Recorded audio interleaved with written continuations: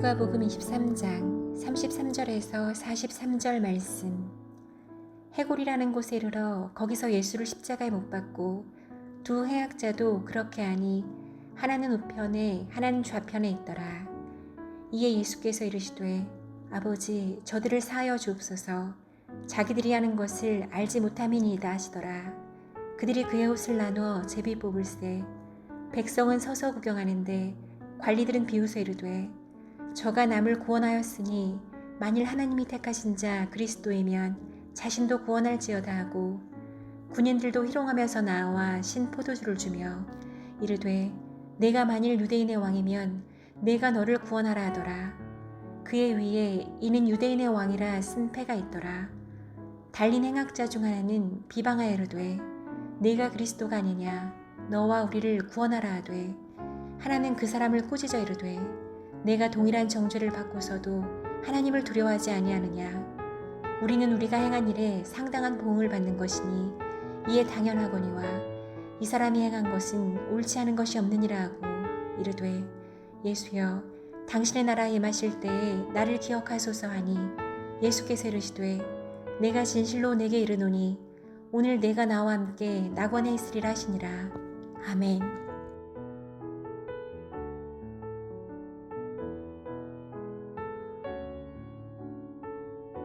함께 기도하겠습니다. 하나님, 십자가의 은혜를 알며 또 십자가로 살고 싶습니다. 하나님, 나를 위하여 죽으신 그 예수 그리스도의 십자가, 그 은혜가 우리에게 고백되게 하여 주시고 또 그 십자가 붙들고 오직 살아갈 수 있도록 인도하여 주옵소서. 이 모든 말씀 예수님 이름으로 기도하였습니다. 아멘. 할렐루야. 우리를 위해 이 땅에 오시고 또 그 오심을 통해 우리의 죽음을 대신하여 주심으로 우리에게 생명을 주신 우리 주님의 이름을 높이 찬양합니다. 한 가지 광고를 드리고 좀 말씀을 시작하고 싶은데요. 내일은 성금요일입니다. 내일 저녁 7시에는 함께 모여서 온 성도들과 함께 성금요일의 예배를 드릴 예정입니다. 시간과 장소를 구별하셔서 나를 위해 죽으신 그 예수님의 십자가의 사건에 동참하시기를 권면드립니다. 오늘 우리 함께 나눌 말씀의 제목은 십자가에서라고 하는 말씀의 제목입니다. 오늘 말씀의 제목을 이렇게 정한 이유가 있는데요. 오늘 말씀에서는 예수님께서 십자가에서 하셨던 그 7개의 말씀, 그러니까 가상 7언이라고 하는 그 말씀 가운데 첫 번째 말씀이 34절에 그리고 두 번째 말씀이 43절에 있기 때문입니다. 예수님께서는 십자가에 못 박혀 돌아가시는 그 마지막 순간에 7개의 말씀을 하셨습니다. 그러나 사실 십자가에서의 그 극심한 고통을 생각한다면 단 한마디, 정말 단 한마디 하시는 것도 쉽지 않으실 텐데, 그럼에도 불구하고 말씀을 하셨다면 그 말씀 안에는 우리에게 분명하게 주시고자 하는 그 메시지가 그 안에 분명히 있을 수밖에 없었을 것입니다. 오늘은 그 7개의 가상 7원 중에 2가지 말씀을 함께 묵상하면서 어쩌면 매일매일을 마지막처럼 살아야 하는 우리의 삶이 어디로 가야 하는지를 함께 묵상하고, 우리의 걸음이 그 십자가에서 주신 방향을 따라 온전히 걸어갈 수 있는 삶이 되어 가시기를 주의 이름으로 축복하며 또한 도전합니다.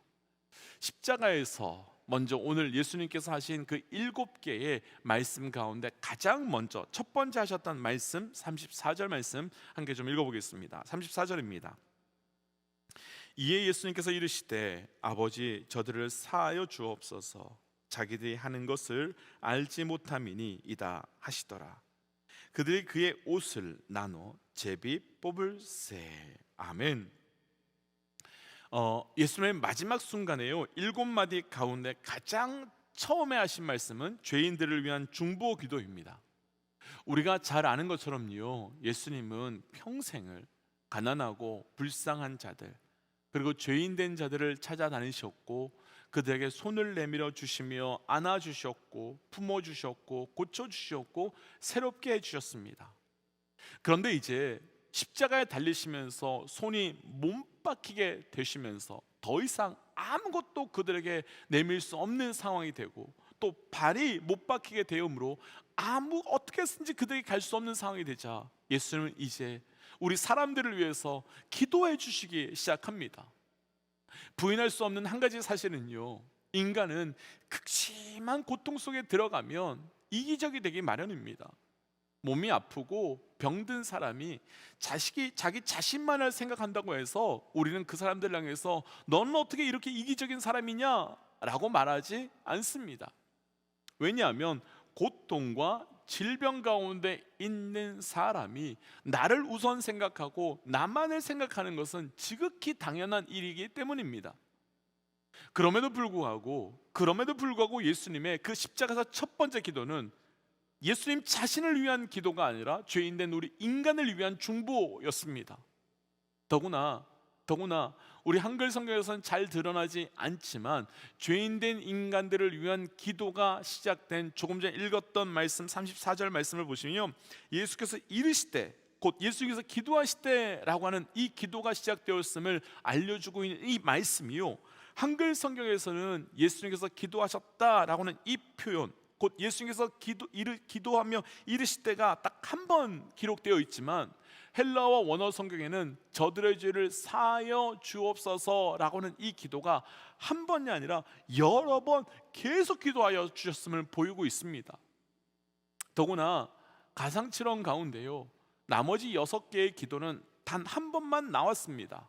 그런데 죄인된 우리를 위하여 저들의 죄를 사하여 주옵소서, 용서하여 주옵소서라고 하는 이 기도는 예수님의 마지막 순간에, 그것도 자신만 생각할 수밖에 없는 그 극심한 고통의 시간에 한 번 한 것이 아니라 계속 반복적으로 하셨다는 겁니다. 한 번이 아니었습니다. 계속 하셨다는 겁니다. 그렇다면 과연 그 중보의 기도의 대상이 누구이기에 예수님은 이렇게도 집중해서 한 번이 아니라 그 극심한 고통 속에서 여러 번 기도하셨을까요? 오늘 말씀에 보면 분명히 그 대상이 저들로 표현되어 있는데요, 여기서 우리가 오해하지 말아야 될 한 가지는 예수님께서 말씀하신 저들은 단순히 지금 예수님을 십자가에 못 박는 로마 군사들 혹은 대제사장들을 비롯한 유대인들이 아니라는 것입니다. 찬송가 136장에 그 제목이 거기 너 있었는가 라고 하는 제목으로 이 찬송을 부르면 우리가 반드시 거기 있었다라고 대답해야 될 것처럼 그 가사를 몰아가고 있는 걸 볼 수 있습니다. 그런데 우리는 분명 그 자리에 없었습니다. 그리고 로마 군사들이 예수님을 십자가에 못 박은 것이지 우리가 예수님을 십자가에 못 박은 것 아닙니다. 그럼 분명 2000년 전 예수님께서 십자가에 못 박히실 때 우리는 거기 없었는데, 왜 우리는 마치 내가 거기 있었던 것처럼, 그리고 내가 예수님을 십자가에 못 박은 것처럼 대답하도록 그 찬양의 가사가 이어지고 있는 걸까요? 아마도 여러 가지 이유가 있겠지만 저의 경험으로 대답한다면 앞서 말씀드린 것처럼 분명 나는 거기 없었는데 라고 하고 싶지만 그 가사는 너 거기 있었어 라는 대답을 하도록 강요하는 것처럼 쓰여져 있습니다. 그런데요, 제가 십자가 예수님을 인격적으로 만나고 그 십자가 예수님을 인격적으로 만난 이후에 내가 얼마나 죄인인지를 고백하고 나니까 그 찬양을 부를 때마다 분명 저는 그 자리에 없었음에도 불구하고 내가 그 자리에 있었음을 부인하지 않을 수 없게 되었습니다. 왜 그렇게 되었겠습니까? 예수님께서 가장 먼저 기도해 주신 내용이 자기들이 죄를 짓고 있는 것을 알지 못한다라고 해주셨기 때문입니다. 그럼 그 기도의 가장 첫 응답은 우리가 죄인임이 고백되는 것, 우리가 죄인임을 알게 되는 것, 그것이 바로 예수님의 십자가에서 첫 번째 기도의 응답입니다. 분명 예수님은 그 십자가 사건 앞에 가룟 유다가 있었고, 베드로가 있었고, 로마 군인이 있었고, 군중들이 있었고, 본디오 빌라도가 있었고, 우리는 없었습니다. 그러나 세상에 대한 탐심이 있는 가룟 유다 같은 모습이 우리에게 있지 않습니까? 로마 군인과 같이 잔인함이 우리에게 있지 않습니까? 군중들 같이 내 것을 이루어 주지 않는다고 그것이 분노로 바뀌어서 못 박으려고 하는 그 탐심이 우리에게 있지 않습니까? 본디오 빌라도와 같이 내 명예가, 내 자리가 중요하기 때문에 그것 때문에 예수님을 포기하는, 믿음을 타협하는 모습이 우리에게 있지 않습니까? 내가 내 안에 그런 죄인된 자의 모습이 있는 것이 깨달아졌다면 그 죄인됨의 고백은 예수님의 기도의 응답이며 복음의 시작이며 구원의 시작이 죽을 수밖에 없는 우리에게 시작된 것입니다. 그런데 그것이 바로 우리의 모습이며 나의 모습이고, 그로 인하여 가장 먼저 우리는 죄를 지으며 살고 있는지조차도 모르는 우리가 이제 예수님의 기도를 통하여 내가 죄인됨을 그래서 사하여 달라고 기도해 주신 그 예수님의 응답으로 살아가고 있는 겁니다. 사랑하는 믿음의 동지 여러분, 우리가 죽을 수밖에 없는 죄인임을 인정하는 것이 우리 예수님의 기도의 응답임을 기억하십시오. 내가 잘나서 한 것이 아닙니다. 그리고 혹 우리 가운데 죄인됨의 고백이 10년 깊숙이 정말 고백되지 않는 분들이 아직 계시다면, 이 고난 주간을 보내고 있는 이때 예수님의 그 첫 번째 기도가 내게 응답하게 해달라고, 내게 이루어지게 해달라고 간구해 보십시오. 그래야 구원의 은혜가, 그 십자가의 감격이 우리에게 시작되기 때문입니다. 오늘 말씀에서 또 나오는 십자가에서 하신 말씀은 두 번째 하신 말씀으로요 43절입니다 43절 함께 읽지요. 예수께서 이르시되 내가 진실로 내게 이르노니 오늘 내가 나와 함께 낙원에 있으리라 하시니라. 아멘. 성경에서 가장 드라마틱한 인물을 뽑으라라고 한다면 예수님과 함께 십자가에 못 박혀 있다가 바로 죽기 직전에 구원받은 이 강도이지 않을까 생각됩니다. 그런데 십자가에서의 두 번째 말씀은 강도에게 주신 말씀으로 당신의 나라가 임할 때 나를 기억하옵소서라고 하는 그 구원에 간구하는 강도의 요청에 대해서 너가 나와 함께 낙원에 있으리라 라고 하신 응답의 말씀입니다. 분명 이 강도는 예수님께서 너가 나와 함께 낙원에 있으리라 하신 말씀이 있었으니 그 구원의 삶을, 구원의 은혜를 가장 마지막 순간에 받게 되었습니다. 분명 이 사람에게는요 가장 극적이며 놀라운 축복입니다. 재미있는 것은 믿음을 보류하고 있는 많은 사람들이 이 사람처럼 나는 맘대로 살다가 마지막 순간에 구원받으면 되지 않아? 라고 생각하는 분들이 계시다는 겁니다. 실제로 저는 마음대로 살다가 죽기 직전에 믿겠다고 말씀하시는 분을 만나본 적이 있었습니다. 그럼 이렇게 마지막 순간에 영접하고 구원받아도 되는 것 아니겠습니까? 만약 그렇다면 내가 원하는 대로, 우리가 생각하고 싶은 대로 막 살다가 그냥 원하는 정도가 아니라 죄도 마음껏 지으며 살다가 죽기 직전에 예수님을 영접하고 구원받을 수 있다면 내 마음대로 아무것도 못하며 살고 있는, 이렇게 살아가고 있는 우리 믿음의 삶, 신앙의 삶, 억울한 것 아니겠습니까? 이 질문에 대해서 우리가 언제 죽을지 모르니까 늘 마지막 순간이라고 생각하고 가능한 일찍 믿고 영접해야 돼 라고 한다는 그 수동적 대답을 저는 하고 싶지 않습니다. 만약 이렇게 예수를 믿는다면요 날마다가 실망의 삶이 될 수밖에 없습니다. 오늘이 마지막이다 라고 생각하고 믿었는데 마지막 날이 아닌 날이 훨씬 많이 있기 때문이고, 그렇다면 내일 또 우리가 그런 마음을 가지고 힘들게 살아야 한다면 하루하루가 얼마나 고통이겠습니까? 또 그런 마음이라면 언제까지 이렇게 살아야 하나라고 하는 그 불편한 마음이 들 수밖에 없을 겁니다. 만약 우리 믿음의 동역자들께서 전도하고 싶은 분이 있는데요, 또 자녀에게 복음을 전하고 싶은데 이 강도의 사건을 이야기하면서 나도 마지막에 믿을 거야, 마음대로 할 거 하다가 내가 죽기 직전에 예수 믿을 거야 라고 말한다면 우리 믿음의 동역자들께서는 그분들에게 뭐라고 대답하시겠습니까? 이 질문 앞에서 우리가 꼭 해봐야 하는 또 다른 질문이 있습니다. 예수 믿는 목적이 무엇입니까? 라는 질문입니다. 우리 믿음의 동역자들께서는 예수 믿는 궁극적 목적이 무엇입니까?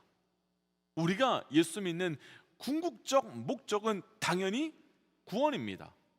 그러나 구원에서 멈추면 절대로 안 됩니다. 그 구원의 은혜를 우리에게 주신 이유는 그 구원 자체가 목적이 아니라 구원받은 이후의 천국의 삶이 목적이기 때문입니다. 우리 자녀들에게 장난감 선물을 해 주었습니다.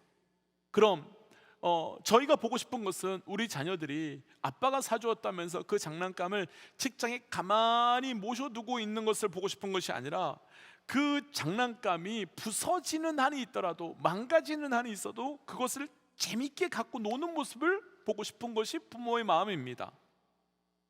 하나님께서 우리에게 주신 구원을 주신 이유는 구원받은 자로서 이 땅에서 하늘의 천국을 누려가며 하늘의 은혜를 누려가며 구원받은 자로서 이 땅에서 살아가는 그 은혜를 누리도록 하기 위하여, 또 사명의 삶과 그런 삶을 살면서 내 삶에서 하나님의 살아계심을 마음껏 누리도록, 마음껏 체험하며 경험하며 살아갈 수 있도록, 그래서 하나님 없이는 살 수 없음을 고백하는 삶, 그래서 아직 이루어지지 않았지만 이 땅에서 그 천국이 이미 이루어진 것처럼 누리며 살아갈 수 있는 그 은혜의 삶, 구원을 통해서 하나님께서 우리에게 주고 싶으신 선물들이 바로 그것입니다. 만약 구원만 목적이라면 죽기 직전에 믿으면 됩니다. 그러나 오늘 죽기 직전에 구원받은 이 죄인이 절대로 누릴 수 없는 것이 한 가지 있습니다. 이 땅에서의 구원받은 자의 은혜입니다. 이 땅에서 구원받은 자로서의 사명의 삶입니다. 이 땅에서의 그 이루어지지 않았지만 이루어진 것처럼 사는 천국입니다. 이 땅에서의 믿는 자들과의 교제, 믿는 자들을 통한 위로, 그 축복, 이런 것들은 절대로 누리지 못하고 구원받았습니다. 예수 믿는 것, 아니 예수 제대로 믿는 것 힘듭니다. 그러나 분명한 것은 그것 또한 제대로 예수 믿는 자만이 누릴 수 있는 은혜이며 축복이라는 겁니다. 그리고 우리가 오해하지 말아야 할 것은 이 강도는요, 인생의 마지막 순간에 예수를 붙든 것이 아닙니다. 다시요, 이 강도는요, 인생의 죽기 직전에 예수를 붙든 것이 아닙니다. 예수를 만난 첫 번째 순간에 예수를 붙든 겁니다. 이 사람은 죽기 직전에 마지막 순간에 예수님을 붙든 것이 아니라 예수님을 만난 첫 번째 순간에 예수님을 붙들었다는 겁니다. 예수님을 만날 수 있는 기회가 있었는데 그 중에 미루다 마지막 순간에 예수님을 영접한 것이 아니라 예수를 만난 그 첫 순간에 내가 죄인임을 고백하고 깨닫고 그분을 영접했다는 겁니다. 이 강도에게 주신 것처럼 하나님께서는 이 사람에게뿐만 아니라 우리에게도 그 첫 기회를, 첫 순간을 은혜로 늘 새롭게 허락해 주고 계십니다. 그렇다면 우리 가운데 아직 그 첫 시작이 온전히 시작되지 않은 분들이 계시다면 오늘 이 강도와 같이 우리에게 새로운 첫 시작이 이 고난 주간을 보내고 있는 이때에 시작되시기를 간구함으로 그 기도의 응답이 이루어지시기를 축복합니다. 그래서 이 시간 주신 말씀 붙들고 이렇게 기도하고 싶습니다. 하나님, 오늘 예수께서 하신 이 두 가지의 기도에 그 기도의 응답이 내게 있게 하여 주옵소서. 그를 통해 내 삶에 새로운 생명의 은혜가 시작되는 이 고난 주간이 될 수 있도록 역사하여 주옵소서라고 함께 기도하겠습니다. 함께 기도할까요? 하나님, 주신 말씀을 붙들고 기도하며 나아갑니다. 아버지, 나의 삶이 예수 그리스도의 기도의 응답의 삶이 되게 하여 주옵소서. 하나님, 내가 어떻게 살고 있는지 알지 못하는 나의 삶이 오직 예수의 은혜로 살게 하시고 예수 그리스도의 도움으로 살게 하시고 그 구원의 은혜가 펼쳐지는 것을 응답을 주시옵소서. 하나님, 그래서 오늘도 예수 그리스도의 응답으로 걸어가는 한 주 한 걸음 하루의 걸음 되어가기를 원합니다. 하나님, 십자가의 그 가장 극심한 고통 위에서 나를 위하여 기도해 주신 은혜 감사합니다. 그 기도의 응답으로 내가 죄인인지도 몰랐던 내가 죄인임을 깨닫게 하여 되었고, 그 기도의 응답으로 나의 삶에서 예수 그리스도를 만나게 되었습니다. 하나님, 우리에게 은혜가 확장되게 하여 주시고, 하나님, 이 아침 이 말씀 앞에서 아직 그 은혜를 누리지 못하는 하나님의 백성이 있다면 그 은혜를 누려갈 수 있는 고난주간 되어갈 수 있도록 은혜 더하여 주옵소서. 이 모든 말씀 예수님 이름으로 기도하였습니다. 아멘. 사랑하는 믿음의 동지 여러분, 우리는 그 예수 그리스도의 기도의 응답으로 사는 자들입니다. 오늘 이 고난주간의 하루하루가 그 응답으로만 충만한 하루 되시기를 권면드립니다. 함께 선포하고 또 기도의 자리로 삶의 자리로 나아가지요. 함께 선포하겠습니다. 하나님은 살아계십니다. 아멘. 승리하십시오. 함께 기도하지요. 기도하겠습니다.